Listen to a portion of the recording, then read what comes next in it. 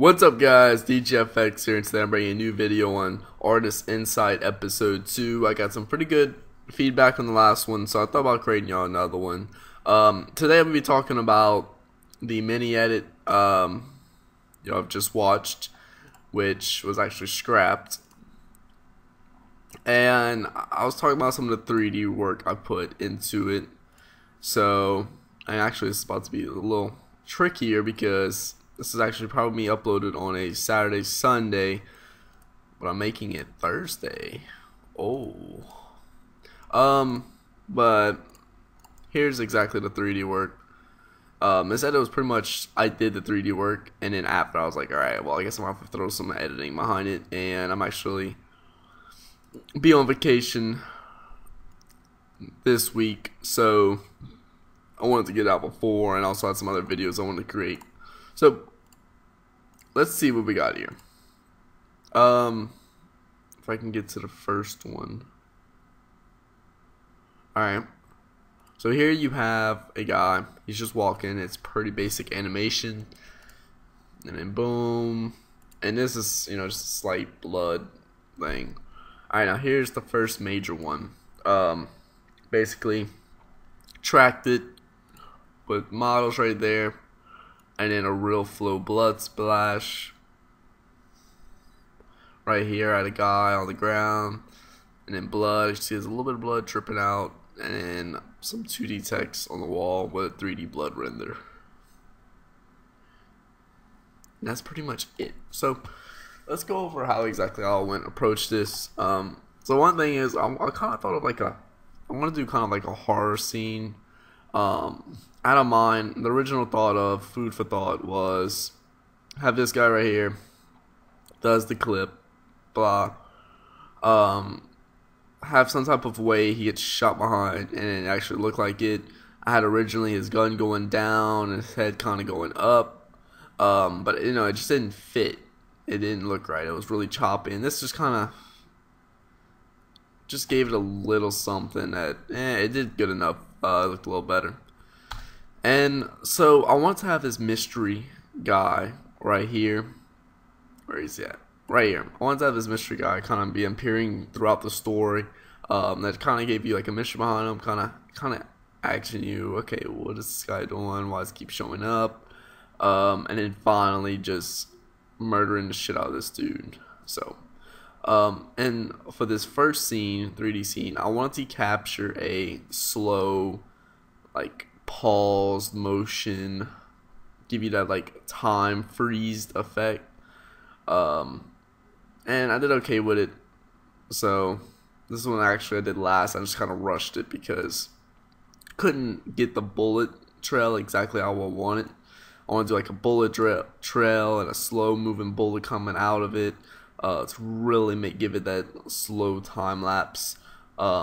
But I really like the compositing I did with a little bit of smoke, the blur, with the depth of field, and then some of these shine effects coming down, giving a little bit of volumetric lighting.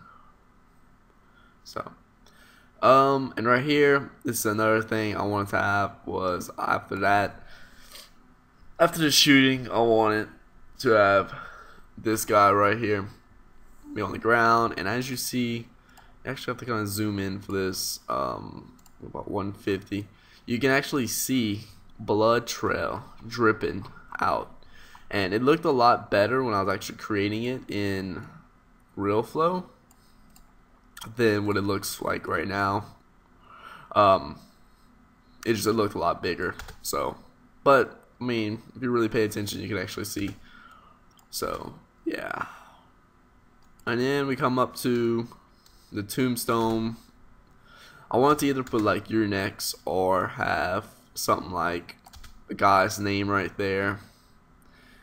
And right here, this was actually supposed to be another 3D scene, but like I said, it was rushed because I didn't have the time to finish it. And I want to have this door open, the guy right here, and another guy pulling him in. But I wanted like to find like a something like a horror priest like model. Just give it a kind of a haunting look.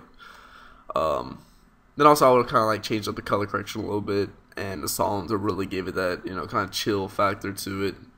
So yeah, and that would probably been it. And then I've done, I've continued on something to do with the other guy that shot him right here.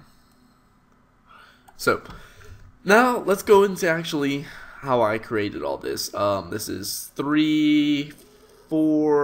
3D scenes I created within a day. Well, 2 days. It was about 12 to 18 hours of work. Originally I started was I got the clips and everything. Go to raw footage. I don't think I have them in here. Yeah, they're in After Effects. So I started off actually in After Effects for this one. Normally I'll come there and take my 3D work. I'll put it all down, well, the raw clips, I'll put it all down, stitch it up, and then at the end I'll just come there and export it to After Effects, replace it with After Effects composition, and I'll go within After Effects and I'll start doing my 3D work. But this time I just got all the cinematics and Black Ops 2, here are all they, and these all the different ones I shot, but some of them I just didn't want to use. So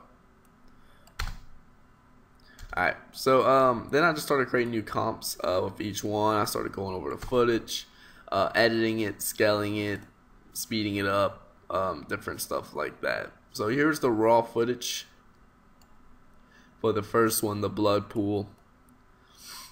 And yeah, so whenever I came there and I just rendered it out, I rendered 2 of them. I rendered lossless and at an AVI format.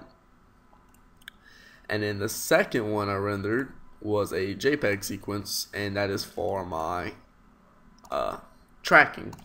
So the lossless AVI was just a background layer for Cinema 4D, and then the JPEG sequence is for tracking.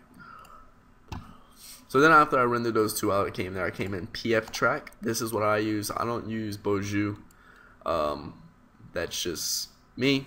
Everyone has their own differences, and to me, I just feel like PF track works really well compared to Beaujeu. It's a lot less of a pain. The tracking's pretty damn good, and also a little bit more straightforward. Beaujeu, you have to do all these kind of editing settings and all that to really get a good track. This one, you don't have to do much, and you get a pretty damn good track. Also, I love the oriented scene and just clicking on a track dot and say, make it the center right there instead of having to come there and do a bunch of X, Y, Z coordinate changes in Beaujeu. So yeah, I came in there, I imported my footage, then I tracked it, solved it, oriented, exported. And it's simple as that. Now I exported as a light wave, a New Tech light wave format. And that's because I was actually going straight into Cinema 4D after this. I wasn't going into 3ds Max. Now, lately, I've been kind of diverting of Cinema 4D and 3ds Max. After using 3ds Max only for about 4 months, no, actually probably about 6. There was one other thing and that was, I don't know, I didn't like the way for animating characters. I felt like it was a strong program for doing everything, say like visual effects wise, Fume FX, Rayfire, RealFlow. It was a very powerful visual effects thing. Creating visual effects scenes. That's what my thoughts are. The animating to me, it just seemed a little harder. I don't know if that's just because I'm still learning it, but I don't know. I wasn't getting much work done. Like all these animations or these guys y'all love to see. And I wasn't getting much work done, so I actually switched back to Cinema 4D, and I started doing this. So all I do in Cinema 4D is pretty much I create a basic scene. I do create the lights and a plane, but then all I do is import a character in, I rig them, and put them where I want. So, and that's pretty much what the character looks like right there. And as y'all know, I use skies for Cinema 4D, so I feel like that gives a better lighting look than trying to do different lights. You choose a sky that varies to something close to the actual map sky, and it works pretty good. So after I get my scene created, my guy animated, I'll go to File and I'll export as a FBX. FBX is kind of a diverse, I wouldn't call it like that. I guess we want to call that, but it's very supported across a couple 3D programs for animations. So yeah, so I'll export it as that, and then I'll bring it into 3ds Max. And here you go. Here's the scene. Now, I did put in a light because some of the lights do not carry over from Cinema 4D to 3ds Max, but your character and your animation will. So that's all I was worried about. I could care less about the lights because I actually used a different lighting system in 3ds Max. I use V-Ray, which is a high quality photorealistic rendering renderer within 3ds Max you can buy or illegally download. So here's pretty much the whole scene, and you know, I've cleaned it up a little bit, just getting it all looking good. And then I came here and I went to, where is it, Roflow? SD file export. Close that. I'm gonna do that. Okay. Well, shit. Just keep closing it. Maybe that'll close. Alright, so normally when you click SD file export settings, okay, yeah, here we go. If you already exported an object out of the scene, it'll click SD file export, automatically do it. But if you first time, it'll bring up this. I just do entire scene. It'll automatically have all this selected. But if you have an animation actual character rigged, you need to make sure you click yes on deformation. So yeah, and then that's pretty much it. Choose your export pathway and then export. So they did real flow. Here's pretty much my setup. I have the guy right here. Move around a little bit. I have the guy on the ground, and I created 2 simulations for this. I created one was the actual simulation of the eye. Well, not really eye, the wound right there. All I pretty much did was put a circle emitter, and I put a little like cone behind it to keep it kind of pushing out just this one hole, make it look a little better. And also I did another simulation for a little pool of water or of blood, and it came out. It didn't come out exactly how I wanted it. I thought it would stay together a little bit more, but it just kind of faded out like that as soon as the emitter stopped. Yeah, but here's the actual whole thing. As you see, yeah, it actually does fade out. Can't really see it too well from the camera angle I was in, which kind of sucks. I was kind of happy though. It actually does move around with the mesh a little bit. What I mean by that is because, like, look, why the mesh just keep hiding?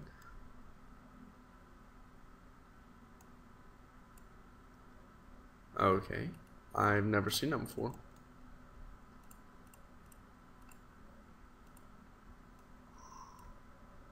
It's like on hide mode. Okay. Well, my mesh is actually hiding right now. I have no clue why. I've never seen that before. I don't know if it's just because it's not enough frames or something like that. I mean, not enough memory to hold everything. But oh well. As you see, yeah, there's 2 simulations I ran. Oh, there we go. As you see, yeah, the water at the bottom, blood at the bottom is actually activating with his helmet a little bit, and then it actually rubbed up against his gear. So it gave it a, you know, pretty good effect. There you go. You can see it a little better down there. But yeah, that's pretty much all for that. And then all I came there and did was create a particle mesh around it and import it back into 3ds Max. Alright, and then once it's back in 3ds Max, all I did was color texture it, bring my material editor up. I do use the slate material editor. Okay, so there we go. I mean, it's pretty basic. I have a reflect map on it and a diffuse map on it. It's kind of what it looks like, because I know blood. I looked at a couple pictures of blood and light, and it's dark, but also has some very good reflections in it, in pure blood at least. And now it's blood pools, not just a couple little drops. So, and after this, I just render it out as a sequence. Let me show you all my sign renderer, V-Ray Advanced 2.4. Then just go to V-Ray, indirect illumination. This is pretty much global illumination. Turn that on, and also the ambient occlusion. I actually didn't use it for this render. And yeah, that's pretty much all. So I rendered that out as a JPEG sequence. I mean, a PNG sequence with alpha channel, to where I got just a file of. Let's see if I can show the base file. No, that's the blur map. Here's the base file. So pretty simple.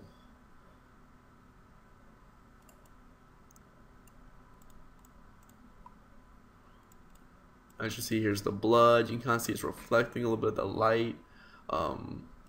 Yeah, the guy right there. You see the blood coming out. It looks pretty good. I actually didn't have much cleanup at all. A lot of times I'll bring in renders and the light's just a little off, and I'll actually have to come there and edit it, but it actually looks really good in this lighting right here. I did a good job on this. So yeah. And after I finish this scene, I'll pretty much just render it out. I'll bring it back into the Premiere, and that's one scene down. I'm not gonna really go in depth on this one. I'm sure y'all want to see it. So all it is a real flow splash. Let me go into real flow real quick. Is there recent workspaces? Alright, Bloodburst. Yeah, all it is simple. It's a blood, it's a circle just spouting out. I'll put some objects in the way to kind of deform it. I'm sure there's other ways to do it a lot better or give it a little bit better looks, but this just got me happy right here. It was perfectly fine. This is the first time I actually ever did this too. I just wanted to try something new. Yeah. And let's see, you can see the guy over here, but it looks pretty good. So, all right, and then yeah, I just imported it into 3ds Max. Let me see if I have the actual original render. Oh, that's the F2 render. F2. One has a mask around it for some depth of field, like, and another don't. As you see, here's the default. This one actually had to add a little bit more color correction for it. Really fit in the scene. I'm really impressed how this V-Ray did on this shading of this blood. It came out pretty good. Sure it's not the best, but it did pretty good for me. So there you go. That's what the scene looks like. And that's in Premiere. Alright guys, I don't think there's much else to talk about. All the clip syncing was just cut up and synced right here. As here's all my markers. And that's pretty much it. This scene right here was just a import into Cinema 4D, simple 3D track text, and some characters put in place. That's it. It wasn't anything special. It didn't really have to go down into a breakdown of how I did it all. So that's pretty much it, guys. Hope you liked this video, and if you didn't watch the edit, please go check it out. I know it's scrapped. It was rushed. But just give it a like, comment, check out the 3D work. And yeah, this was VFX. Hope you have a nice day. I'm out.